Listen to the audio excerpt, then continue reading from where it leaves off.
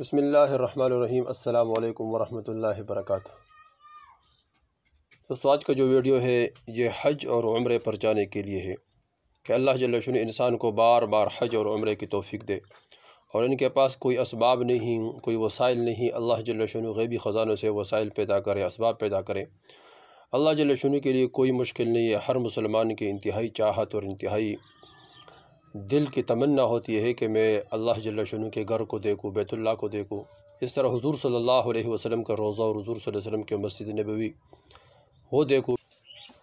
تو یہ تمام تمنائیں اور تمام چاہتیں وہ ہے جو ہر مسلمان کے دل میں ہے، لیکن مسلمان بعض ایسے ہوتے ہیں کہ ان کے پاس اسباب نہیں ہوتے، پریشان ہوتے۔ تو کوئی پریشانی کی بات نہیں ہے۔ انشاءاللہ جو آج کا وظیفہ ہے، جو آدمی مسلسل اس وظیفے کو کرے گا، اللہ جل شانہ اس کے برکت سے وہاں سے انسان کے لیے اسباب پیدا کرے جہاں انسان کا وہم اور گمان بھی نہ ہو۔ کتنے غریب لوگ ہیں وہ وہاں گئے ہیں، حج پہ گئے ہیں، عمروں پہ گئے ہیں، تو اللہ جل شانہ کے لیے کہاں سے یہ اسباب پیدا کرے؟ تو بس یہ اللہ جل شانہ کی چاہت ہے، اللہ کی تمنا، اللہ جل شانہ کی رضا ہے۔ جس کو چاہتا ہے اللہ جل شانہ اس کو لے جاتے ہیں۔ تو اللہ جل شانہ دوستو ہر ناممکن کام کو اللہ جل شانہ ممکن بنا سکتا ہے۔ کوئی کام اللہ جل شانہ کے ناممکن نہیں ہے۔ جیسے کہ واقعات میں آتا ہے کہ بدر کے موقع پہ، جنگ بدر کے دن حضرت عکاشہ بن محصن رضی اللہ تعالیٰ عنہ کے ہاتھ میں تلوار ٹوٹ گئی، تو حضور صلی اللہ علیہ وسلم نے ان کے ہاتھ میں ایک ٹہنی دی، جو ان کے ہاتھ میں جاتے ہی وہ تلوار بن گئی۔ ابن سعد رحمۃ اللہ علیہ نے اپنے کتاب میں یہ واقعہ لکھا ہے، اور حیات صحابہ میں بھی ہے۔ مولانا یوسف رحمۃ اللہ نے بھی اس واقعے کو لکھا ہے، اور اس طرح فرمایا کہ خالد رضی اللہ عنہ کے پاس سے ایک آدمی گزر رہا تھا، تو اس کے ہاتھ میں ایک چیز تھا، مشک، اور اس مشک میں اس نے شراب بھرا ہوا جا رہا تھا۔ تو خالد رضی اللہ عنہ نے دعا کی کہ اللہ اس شراب سے شہد بنا دی، تو اللہ جل شانہ اس شراب سے شہد بنا دیا۔ ابن دنیا رحمۃ اللہ نے اس واقعہ کو لکھا ہے۔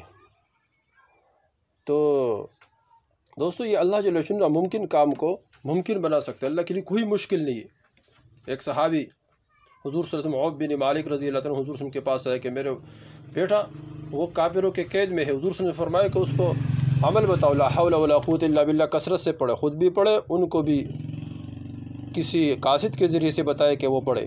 اس نے پڑھنا شروع کر دیا، اس کے ہاتھ میں جو ہتھکڑی ہے وہ ٹوٹ گئی، اور وہ آزاد ہو گیا، رہا ہو گیا، اور 100 اونٹ بھی ساتھ لے کر آئے۔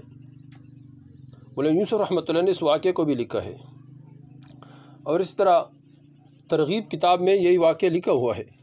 تو دوستو یہ اللہ جل شانہ ہر ناممکن کام کو ممکن بنا سکتے ہیں۔ اللہ کے لیے کوئی مشکل نہیں ہے۔ تو اس طرح ہم اللہ سے مایوس نہ ہو، نا امید نہ ہو۔ لا تقنطوا من رحمت اللہ، اللہ جل شانہ کی ذات سے کبھی بھی نا امید نہ ہو، کبھی بھی مایوس نہ ہو کہ یہ کس طرح ہوگا، میرے پاس پیسے نہیں، کہاں میں، کہاں مدینہ، کہاں میں، کہاں مکہ۔ انسان کے لیے اللہ جل شانہ اپنے غیبی خزانوں سے وسائل پیدا کرتے ہیں۔ اللہ جل شانہ ہمارے لیے بھی وہاں سے اللہ نے وسائل پیدا کی جہاں ہمارے وہم گمان بھی نہ ہو۔ ہم اللہ جل شانہ ہمیں توفیق دیا، بیت اللہ گئے، مسجد نبوی گئے، عمرہ کیا، تو اللہ جل شانہ وہاں سے بندوبست کرتا ہے جہاں انسان کا وہم اور گمان بھی نہ ہو، لیکن اعمال ہو، تڑف ہو، اور اس طرح کھڑن ہو، دل میں چاہت ہو، تو اللہ جل شانہ اس کے بقدر انسان کے لیے معاملات میں آسانیاں پیدا فرماتے اور اسباب پیدا کرتے ہیں۔ دوستو تو وہ کون سا وظیفہ ہے جس کے برکت سے اللہ جل شانہ بار بار حج اور عمرے کی توفیق عطا فرمائے؟